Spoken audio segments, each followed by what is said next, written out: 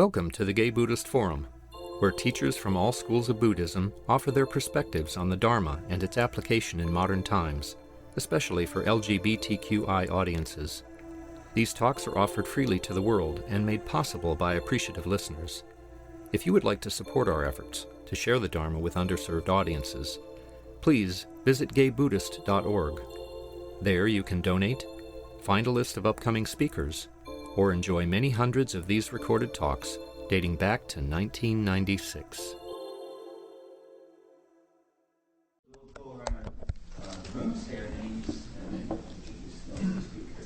I want to encourage you just to add a layer of attention and awareness. My name is David, he, him. Mariano, he. My name is Paul. My name is Matthew. My name is Jerry, he. My name is Jeff. My name is Harley. Mark. He. My name is Mark, he. Jim. He. Tim. Richard, he. Mike. Bob. My name is Joe. John. He. I'm Al. Peter. My name is Michael. My name is Sumedho. I'm Nick. I'm Brad. George. My name is Dennis. Stuart, he, him. Michael. He, him. I'm Carl. He, him.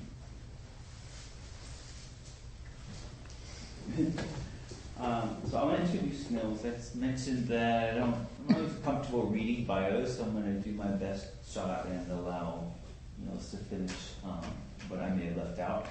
So today we have Nils Heymann. Nils lives in San Francisco, not in Oakland. And he's a Dharma teacher here in the Bay Area, as well as a high school teacher. He teaches art to high school students. And he is also teaches in Minnesota with the Common Ground Gay Men's Community Group. He studied religion academically and personally practiced since he was an adolescent. And he spent 7 years living as a monk in monasteries in England, Italy, and New Zealand, and is ordained in the Ajahn Chah forest tradition. He's also helped translate Ajahn Chah's talks in Spanish. So welcome, Nils, and thank you for joining us. Thank you. Thanks. Yeah, I find bios interesting because I could have a really impressive resume, but you don't know what I do at home, right? And so if I told you I wrote 25 books and they've been translated into 30 languages, would what I say or who I am be better? Right? And so the first time I spoke in Minnesota at Common Ground, which actually this was the big thing, they were like, oh, we need a bio. And my bio was, Nils likes chocolate and he has a cat. And to me that's good enough, It's like, I have a sweet tooth. I want to know a little bit about yourselves. So can everybody please raise your hand?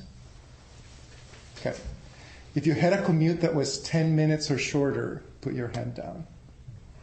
A commute that was 20 minutes or shorter, put your hand down. Half an hour or shorter. 1 hour.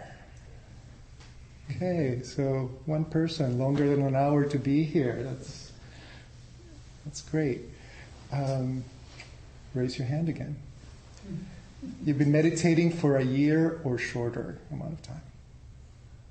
Check this out. 3 years or less. 5 years or less. 5 to 10 years. More than 10 years. How wonderful. There are 6-7 billion people in the world. How many of them are in these situations where you can be with queer men who have been meditating for a while? I mean, that's just, it's not a common thing. So I started saying that my monk's name was Katanyato, one who feels gratitude.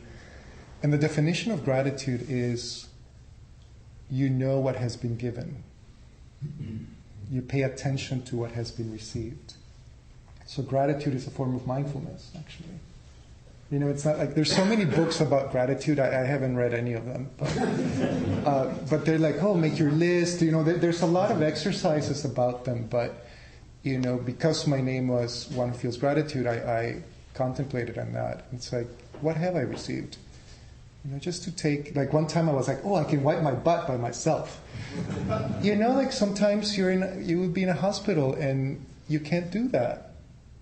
Just like all these little things in life. And it's like, oh, I don't like the president, or I don't like this. Or, there's so many things that we may not like. But I also reflect that honoring the ancestors by being happy. So how many queer men lost their lives so we could be sitting here? And why? Why did they lose their lives? So that I would be grumpy and sad? When a mother wants a child to grow up, most mothers want their babies to be happy. So you honor your mom by being happy. Right? You're giving your mom what she wanted. You can go see the bust of Harvey Milk. He wanted queer people to come out and live their lives. And here we are. I just think it's great. And so I live my life remembering those things. It's nice to be here. When it comes to Dharma talks in the Forest Thai tradition, they generally don't plan the talk, so I call them kind of more like jazzy, kind of like, whatever comes up and whatever, and I can talk about all sorts of things. Buddhism is very easy to create Dharma talks. There's so many numbers and lists and things, right? How many of you would say, I'm a Buddhist? Just curious. Okay. So there's a handful of people that say, say I'm a Buddhist. And so other people have influences from different traditions. My influences are the Catholic Church from El Salvador. So I grew up in the 80s when liberation theology was big, and I went to a Jesuit school. These were Jesuit priests from Spain who wanted to go teach in the middle of a civil war. Really interesting men. They were like, Jesus was a rebel, and the church is in your heart. And I discovered the Catholic mystics while I was a Buddhist monk. So now Saint Teresa of Avila is a big hero of mine. She could do the 7 jhanas and actually wrote about it. She could get to the highest meditation level, and she wrote it in a book called The Interior Castle. Why would she be able to do something that Hindus and Buddhists do? Because we have the same nervous system. You're not going to go to a different place. The methodology is completely different, but the spaces where your body, mind go are the same. So I see religions as a language almost. Like I speak Catholic, and when I went to India as a student, I studied Hinduism, what's called Hinduism. It's such a vast tradition. So those are influences, and in the Bhagavad Gita, Krishna says, out of 1,000 people, one will follow me. And out of 1,000 followers, one will truly know me. Like, that's kind of depressing. Like, what does that mean? And as I've reflected on that, it's more like, out of all of the people in San Francisco, how many of them are in a space where they're developing their mind? It could be 1 in 1,000, right? And out of those people, how many of them actually do take on their daily life? It's like, yeah, I have a practice. It might be 1 in 1,000. And out of all of those, who gets fully enlightened? Maybe it's 1, who knows? So there is some truth to that it's rare that people want to look more into their lives and develop their minds. And then the last tradition is, when I was thinking about going to graduate school, I kept having these, what Catholics would a calling to be a monk. So I stayed at a Benedictine monastery in England for 3 months, and should I be a priest? And I'm like, yeah, I'm just going to go to grad school. And when I was applying to go, I remember I was in the forums at the library, And they said, the library will close in 10 minutes. And at that moment, it was like, go to Thailand now, become a monk. And I had just become a U.S. citizen. The reason why I became a U.S. citizen is so I could leave the country for more than a year. And so I was able to do that. I went to Thailand. And I'm like, I'm only here for 6 months. Just, I have to go to grad school. And then I made a commitment. They asked for a 5-year commitment, 2 years as a novitiate. So I did that, 7 years. And so that's a big influence. The Theravada school, the Pali canon. I love Pali. It's a language that has a lot of richness to it. And,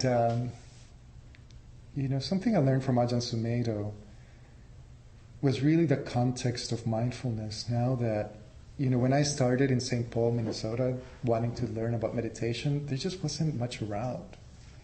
And now there's so much. And so there's good and bad, because now people get introduced to all these words, and you can get confused, or you may think you know something.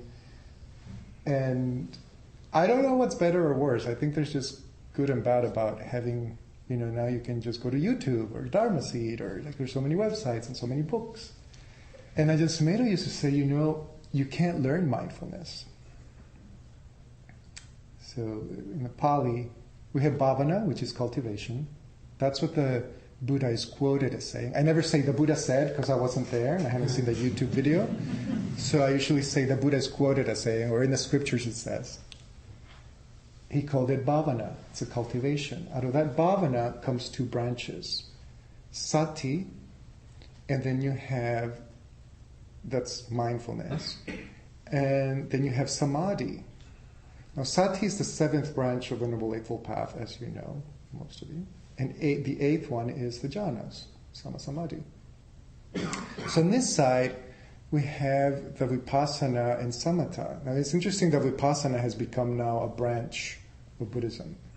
Kind of like Zen came from Chan, and Chan came from jhana. Very similar naming pattern. So then you have the calming and the insight. So we have, that's kind of like a branch.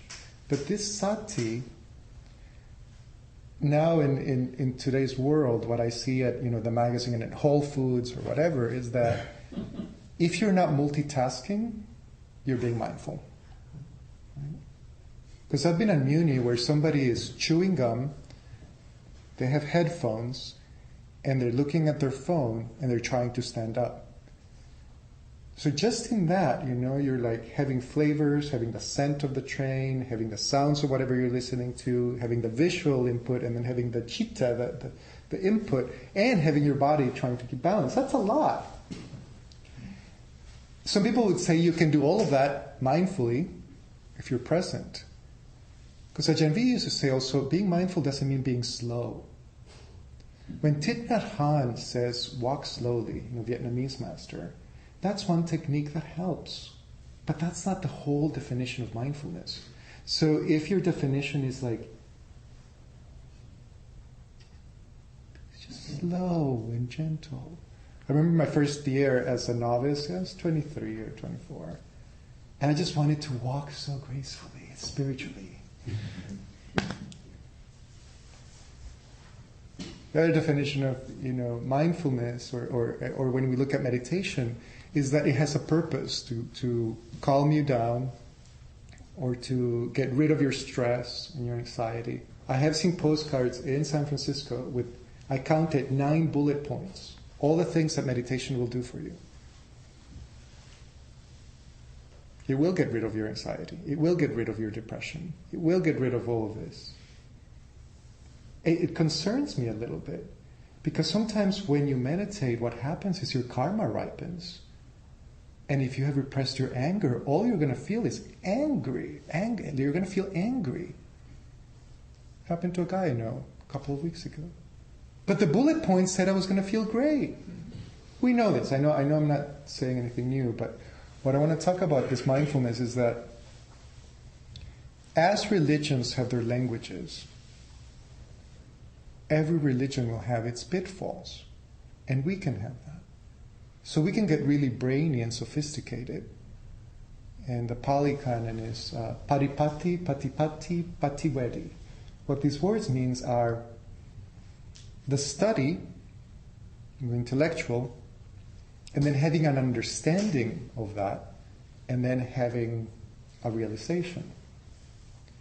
I remember thinking out loud once, saying, I don't know, I read these suttas and I read this thing and like, why am I not enlightened? I said something like this, like I should just get it. And the guy next to me, he was just laughing. He's like, oh, that's like reading an exercise book and saying, why don't I have muscles? Yeah, or reading the cookbook, I'm like, why can't I taste the lasagna? And so, if you think of that tradition where you discuss what is the definition of lasagna, should you put this herb or that herb? Should the noodles be this? And you spend your whole life analyzing lasagna. And then you can go a step further, and then you cook it. And you cook the lasagna, and you smell it, and then where am I going, right? At some point you gotta just eat the lasagna. And I see that in my life now where starting new every day, and humility is a word that I find very compelling at the moment. In the Metta Sutta, he starts by,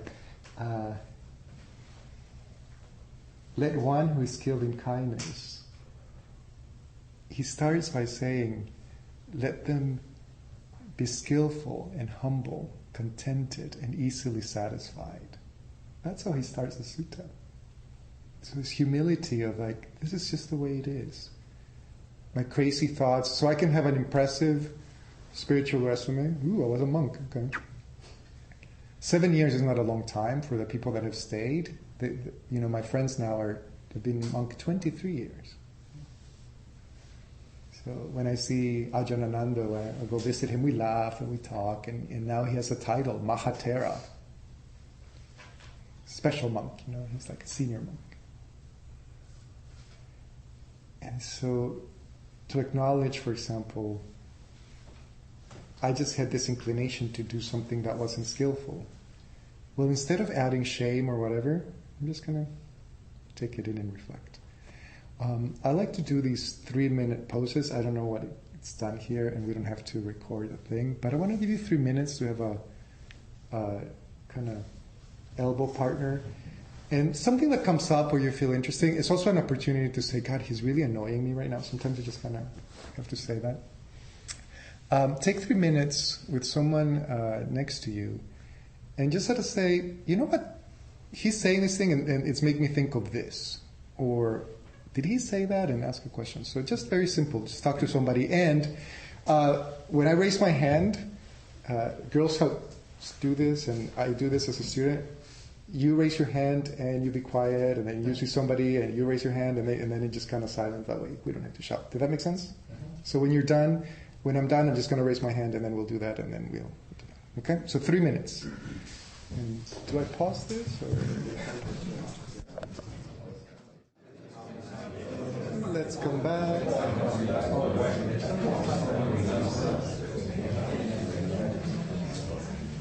See, it works. Before I move on, any quick questions or clarifications that you want?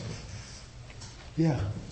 So, I wonder if you could make a connection between 2 parts of what you said. So you were skeptical about the postcard that says all the benefits of meditation, and then you cited the Metta Sutta, which is like a parody of the postcard. The Metta Sutta actually includes these spectacular promises about what you'll get from loving kindness, including that Devas will protect you, you'll sleep well, you'll get a good rebirth. So I'm just trying to understand. Yeah, thank you. The question is talking about the postcard and then talking about the benefits of the Metta Sutta. Great question, thank you. That's a really good question. First thing to say is that a lot of the stuff with the Devas and all of that, it doesn't come from the Pali Canon Metta Sutta, it comes from other suttas. And there is where the Buddha speaks, and then in some traditions, that part gets added at the end, like you will do all of this stuff, and actually your complexion will be beautiful, and animals will not hurt you, and all of this. You can take it also in Thailand. There's also whole books on all the benefits you will get your next life if you give things to monks. So, who wrote these things? One of them had been translated into English. I would love to have that. It's like, if you give a flashlight to a monk, you're going to get pretty eyes. And if you give a monk drinks, you will never be thirsty. So that kind of materialism is in the suttas. Doing meditation, it's not that it's not going to do all of that. It might, your brain is malleable and your brain might transform itself. It's not a lie. It's actually very, very true that your anxiety might lessen. I've had anxiety, I call it random anxiety. And I went to Ajahn Sumedho, I'm like, I've got this anxiety, I wanted a mantra or something, and he goes, pay really good attention. I was so mad for weeks. It's like spiritual bypass, But actually this summer I met a woman who has a lot of anxiety, and we gave our anxieties our names. So her anxiety is Emilia, and mine is Chucho.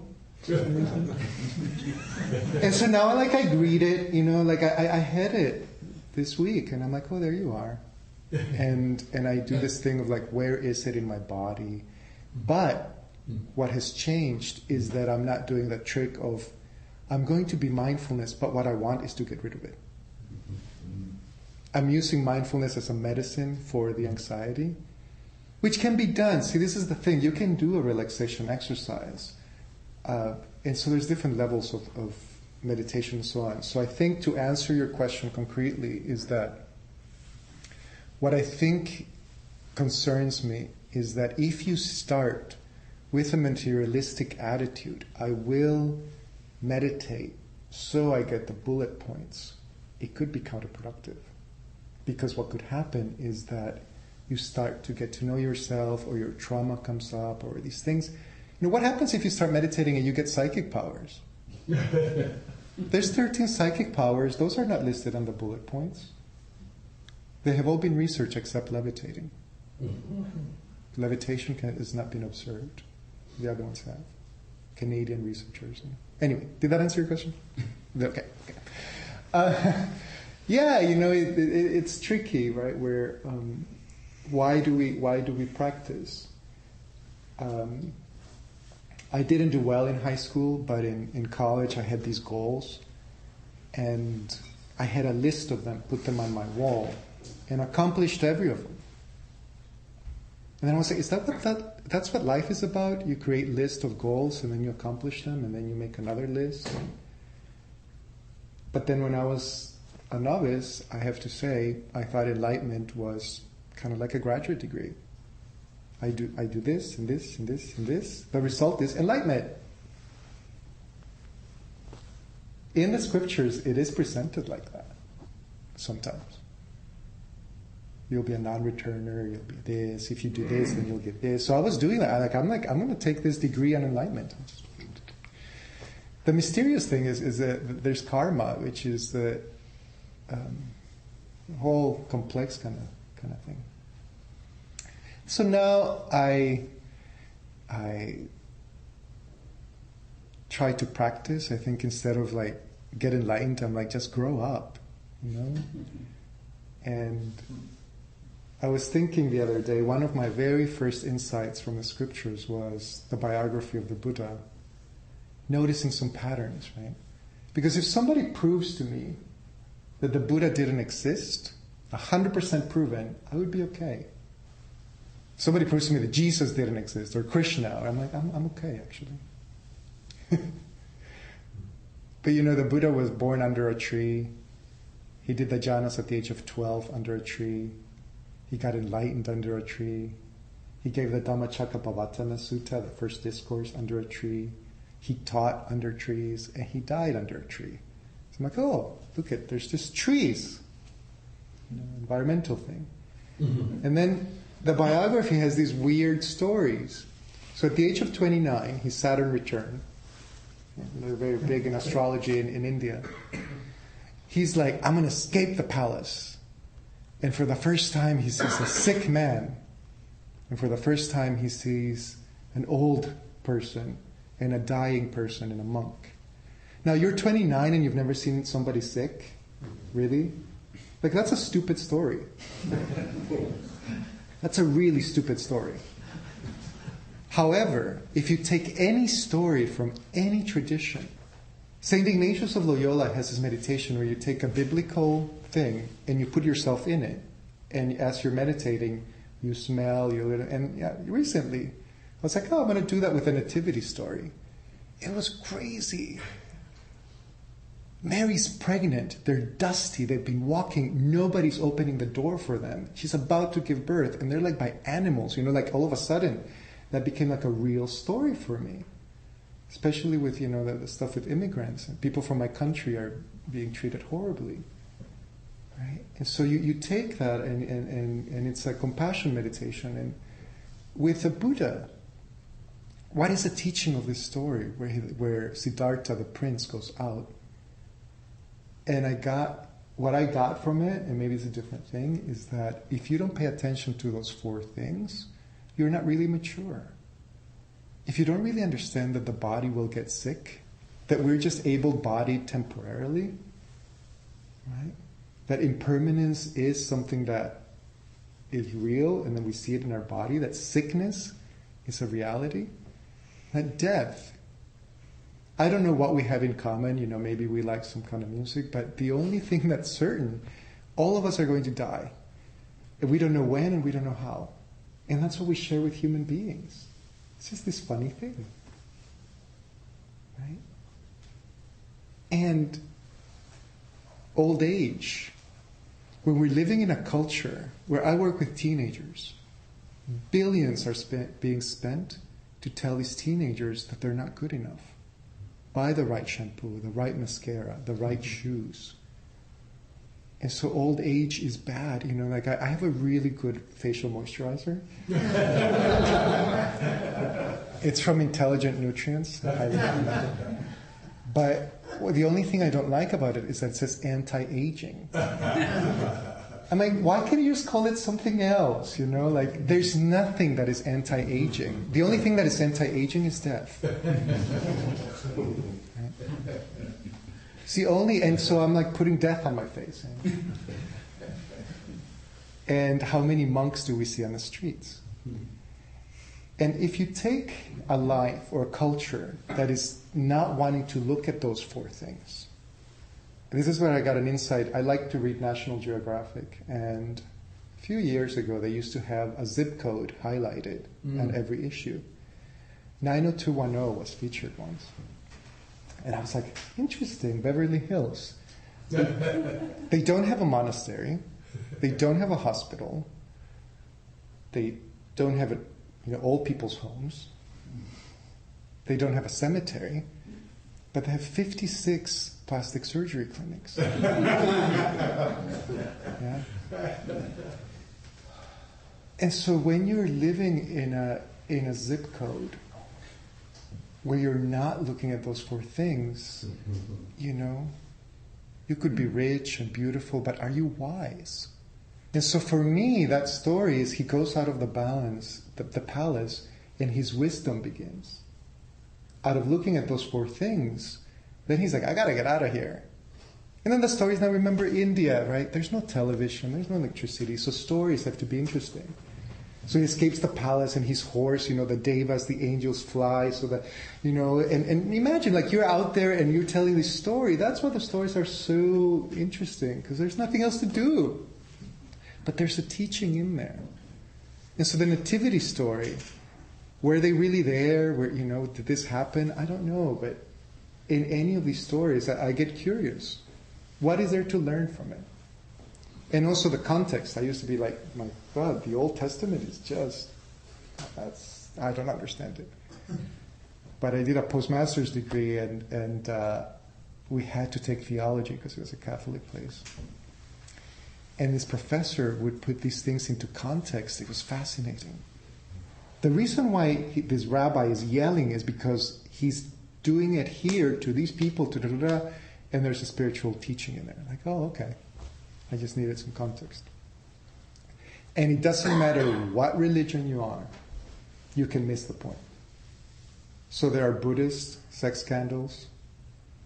There are Buddhist people that embezzle the money that has been donated. In every Buddhist tradition. In every Hindu tradition. And then we as practitioners, I mean, see this little group right here, like how long is this going to happen? We might witness the Buddhist megachurches.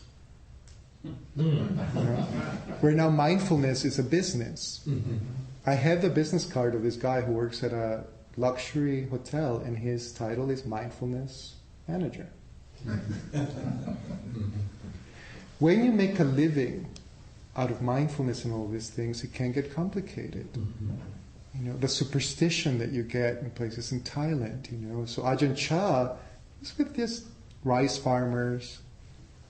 I was fascinated by the people that would go and meditate. Like these old ladies would come. When I say old, they look like they were 97. They would come, and every full moon we would meditate all night. And at midnight we would have tea. And these women would come in, and I would kind of look at them, and they would boom, midnight, and they're like, they would gossip. I know, I've seen my aunts gossip, they were gossiping. And they were like, and then have the tea, and then bim, until 4 a.m. They were meditation masters, but they were just rice farmers. You don't have to have a sophisticated knowledge of all of that. That's what I aspire to now. I have the humility. And when I don't call myself a Dharma teacher yet. Teaching art, teaching the Dharma is kind of ridiculous titles. How can you possibly teach art? But I can teach my first lesson. My first day of school is tomorrow at a new school. So I have to leave right away from here to set up the studio more. And I'm also going to be teaching some Spanish. And these kids don't know that I teach. And a lot of the time when I get donations, I give that to charity because it's, more generosity being built, but also I feel like it allows me to say what I want to say as opposed to say things that I think might impress you. You know what I mean? Like I don't want to get a good tip. There's some, I don't know how it works here, whether I get like a certain amount of money or tips,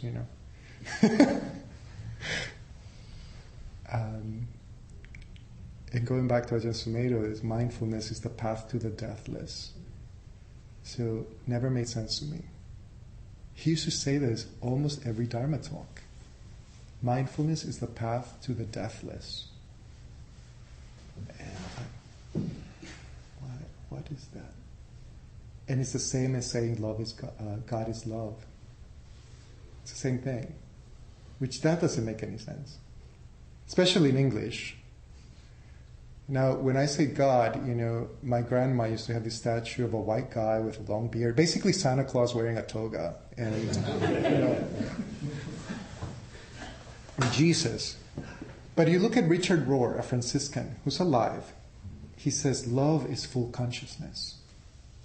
So I go to Sister Kathy's meditation group in the Castro, little Catholic silent meditation. So we were reading that, and I was like, wait a second. If love is full consciousness, and God is love, does that mean God is full consciousness? People say, ooh. Jesus, what is different about Jesus and what he taught? The kingdom of God is at hand. It's not when you die, it's right here. So change those words with mindfulness. The kingdom is mindfulness, that happiness is mindfulness. And love is this thing that cannot be explained. God is this thing that cannot be explained. Mindfulness is this thing that cannot be explained. It's incredibly simple. And yet incredibly rare. I'm not here. Experience is happening. Non-self is not a doctrine. It is a description. Do you see that? I don't have to make you believe in non-self. If you experience God is love, There's no self. And so some people will call it unity consciousness. There's so many poets that have tried to call it something, which is just be here now. You can write best-selling books talking about the naked now. Because people are skillful at describing it or trying to get there, but all of these exercises, all of these books, all of these rituals is to help you, is to help us to get to a place where you surrender to Allah. When you have surrendered, when it's just a still forest pool. Nibbana is the there's no longer oxygen for the flame. It's just this. That's it. It's transcendent. It's not joyful. And it's beautiful. That's an aesthetic word that cannot be described either.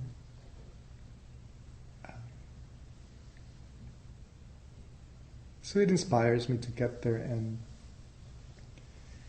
these moments of mindfulness are healing. In our gay community, there's so many wounds that sometimes we carry, right? A wound can hurt, it can get infected, it can kill you, and a scar cannot. So practice sometimes can hurt, to really look at your life, and then you experience moments of grace. You cannot force forgiveness. Forgiveness is a gift. It happens. Gratitude is a gift. But practicing in all of this kind of helps us with that. And then you experience life like that. Contentment. And then you don't take yourself so seriously. Like, oh, wow, my silly mind just did that. I'm laughing at myself because private joke. I'm not going to tell you what I just did. Thank you for allowing me this space. I have this toolbox with me with all of my teachers and books and religions, and it's just so helpful to have a practice. And when I share it in groups, it's like, when you've seen a great movie and you're like, oh, I just saw this great movie. That's kind of like the energy that I feel. It's like practicing, being in silence is really helpful. Or like that meditation that I was telling you about when you pick something. Sometimes I do that with my mala beads. So you have 108. I'm going to think of 108 names and just say, may you be at peace. It's really simple. Right now, this morning, I did my genealogy tree and then my cousins and kind of it's a nice thing to do on Sunday. We have about 15 minutes. If there are no questions, that's cool too. But I'm wondering if you have any comments. It doesn't have to be a question, but I wonder if anybody has any comments or questions before we finish. Yeah. Thinking of your bio, I'm wondering if you could say something about your study in India, the Hindu gurus, and the yoga of silence. Yeah. So I went with the MSID program, the Minnesota Study of International Development. So I have to have an internship, and I had to have a research project. So we were there for 6 months. At Lancaster, where I met Ajahn Sumedho in England, I did a whole year of academic, it was called The Religions of India. So it was a course. And we studied the Jains and all of this. So that was, I had a year of academic. And I found in Europe, undergrad is more like graduate study. They let you do a lot of research and so on. So I had that year, and then I went to India in a different program. And I was interested in the gurus that are only known locally and the gurus that are known internationally but not in India. So like the Maharishi Mahesh Yogi, who was with the Beatles and so on. He died a multimillionaire, maybe a billionaire, right? Because he introduced meditation to the whole world. In fact, I was trained when I was a teenager with TM. There was Rajneesh, who was based in Pune, and I was at the Osho commune a year after his death. So for the celebration, they had a Brazilian-style carnival. And here I am, a little undergrad, and I got to interview like the big wigs because they were all there for that celebration. Anybody seen the Netflix thingy? Yes. Yeah. So Sheila's not there. She's still not, persona non grata. But I spoke with a lot of these people, and I was interested in what makes people follow leaders, cult leaders, gurus. How can you differentiate what a good guru and a bad guru is? So I had these kind of questions. Mm-hmm. So that it was surrounding the dynamics of that. Mm-hmm. Okay. And then, did you say Ajahn Sumedho, the sound of silence, or Ajahn Sumedho? The sound of silence. Yeah. Hindus call that listening to the flute of Krishna. Again, basically, you kind of close your eyes and you hear this sound. It's a vibration. It's a cosmic vibration. With me, it happens with visual phenomena. So I see colors. Some people have sensations. I think it's called the nada in the Hindu tradition. And what happened with Ajahn Sumedho, he said, I'm experiencing this. May I teach it? He asked Ajahn Chah. And Ajahn Chah said, go for it. Teach what you know. And this is what's great. If you meditate a lot, sometimes meditation objects discover you. Like, I discovered mudra meditation on my own. Because I call them the jiggly wigglies, like my body would shake, and then all of a sudden I was like, boom! And like my hands started doing all these interesting things. But the energy would move out. And then I started paying attention to the mudras of Buddhas. So this is like fearlessness. So, but he's written about it, and he's talked about the sound of silence. I've read his stuff. It was particularly helpful for me during some retreats at Spirit Rock, and realizing I had heard this sound as long as I could remember it. Yeah. And probably dismissed it as tinnitus. Yeah, and there's a difference. There is a difference, yeah. In my mind, it was easier to concentrate on the sound than the breath. Yeah. There are so many meditation objects. Like, I'm supposed to be doing death meditation because I tend to be very sensual. And that's where you imagine corpses being eaten by mice or rotting. And I'm like, what is that? But it's just to contemplate the body as not being attractive.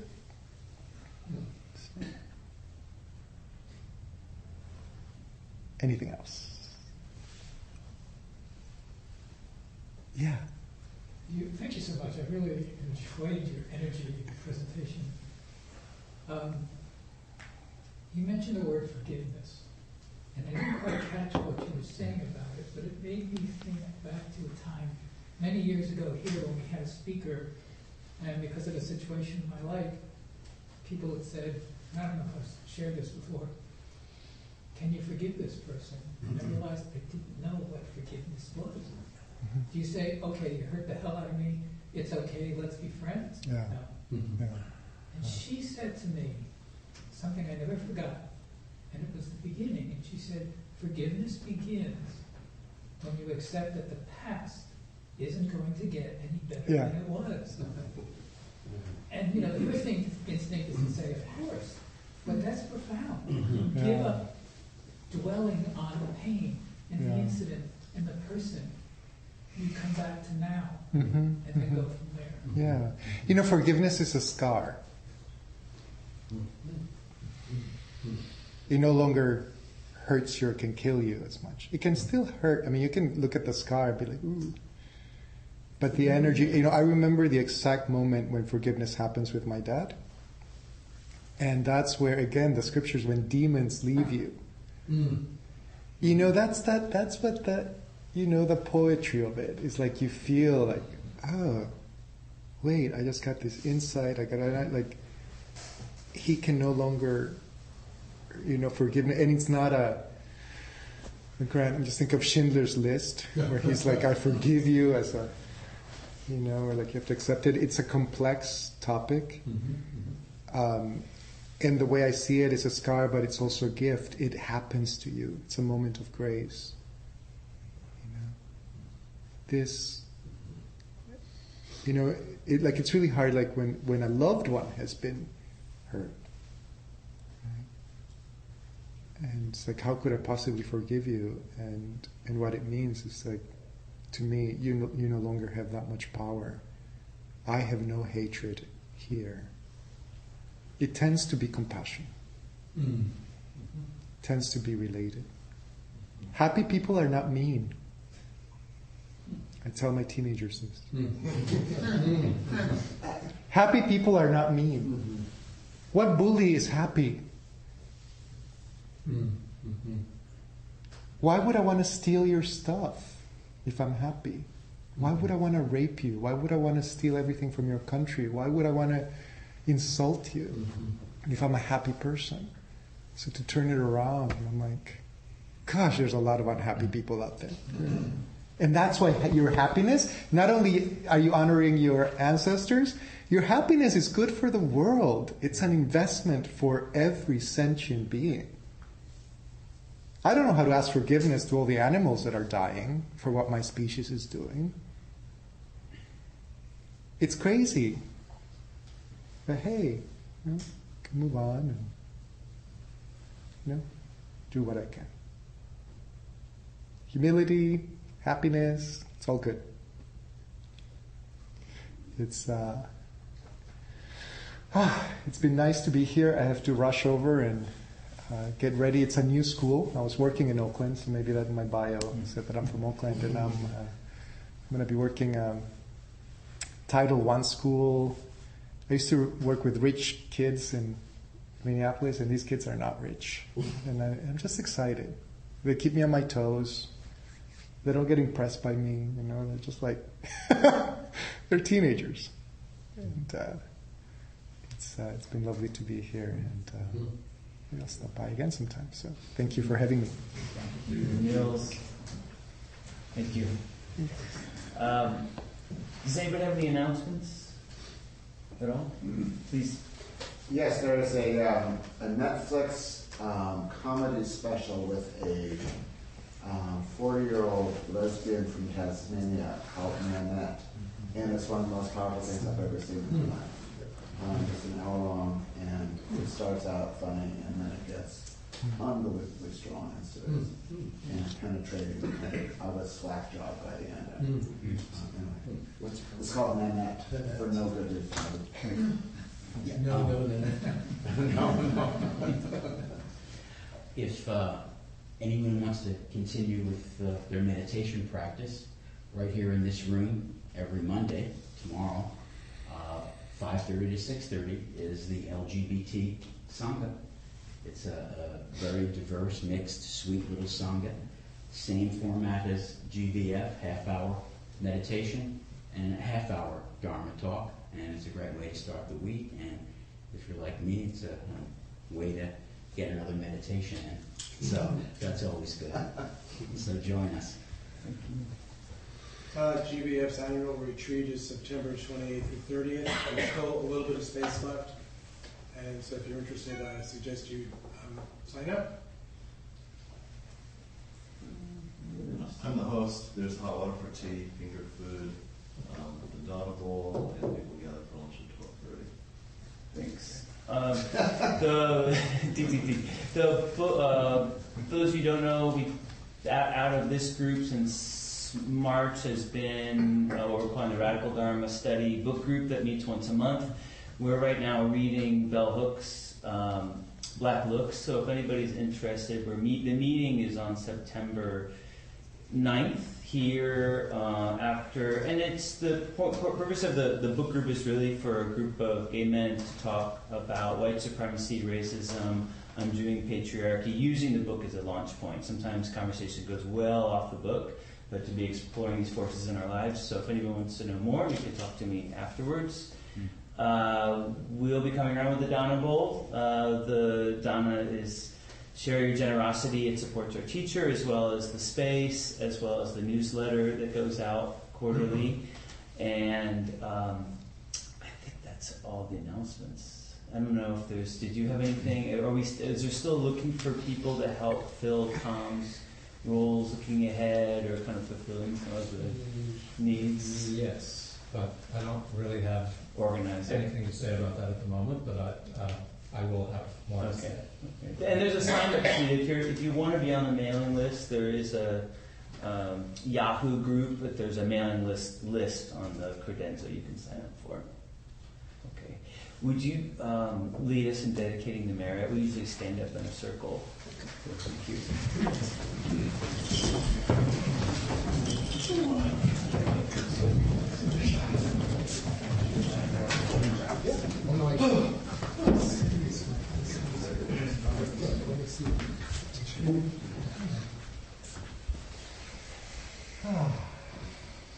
Just for a second, pretend this is a big satellite dish. And all over the world, somebody's saying, may everyone be happy. So take it in. Just 1 second. You are somebody saying you do well. Now we're going to send it out. And the time that we have spent here, community, benefit all living beings, everywhere.